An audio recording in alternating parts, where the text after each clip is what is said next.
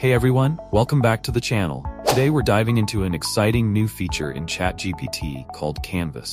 If you've been using ChatGPT for writing or coding, this is going to take your workflow to the next level. So let's get right into what Canvas is and how you can start using it.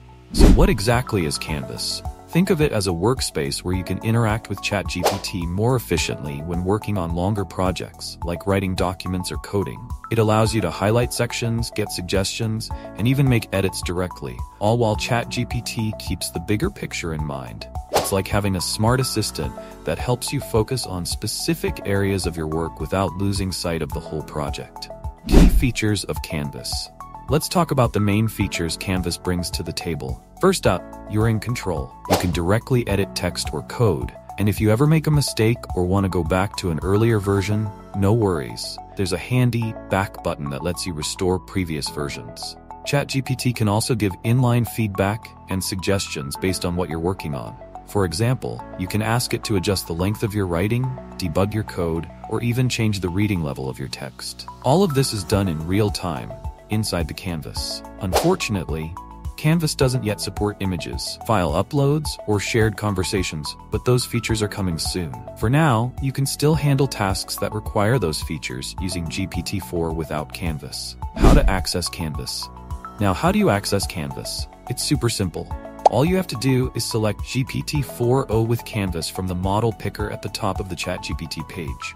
If you ask ChatGPT to generate more than 10 lines of content, Canvas will automatically open on the right-hand side. But if you're working on a smaller task, you can manually open it by typing something like open a canvas or open a coding canvas. Canvas is also awesome for collaboration. If you're working on a big writing or coding project, you can use shortcuts for quick actions. These include things like suggest edits, adjust length, and add final polish for writing.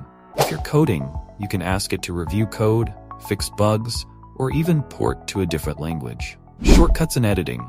Let me break down some cool shortcuts you can use while working with Canvas. Suggest edits. ChatGPT will offer inline suggestions to improve your work. Adjust length. Want your text shorter or longer? You can do that with a quick slider. Change reading level. Whether you're writing for kids or academics, you can easily adjust this. Add final polish. ChatGPT will check for grammar, clarity, and consistency. Add emojis. Need some fun? Replace words with emojis or sprinkle them throughout your text. For coding, review code. ChatGPT gives you suggestions to optimize your code. Fix bugs. It will detect and rewrite problematic code for you. Add logs. It can even add print statements to help you debug your project. All of these shortcuts are easily accessible by hovering over the shortcuts menu at the bottom right of the page. And don't worry, if you don't like a change, you can always hit the undo button or restore a previous version of your work. Manual edits and markdown support. Here's the cool part. You can also make manual edits directly on Canvas. You can just click into the canvas, start typing, and make changes on the fly. Basic markdown is supported too, so if you need bold text, bullet points, or headers, it's all there. Wrapping up. That's the scoop on Canvas and ChatGPT. It's perfect for anyone looking to streamline their writing and coding workflows by making edits easier and more intuitive.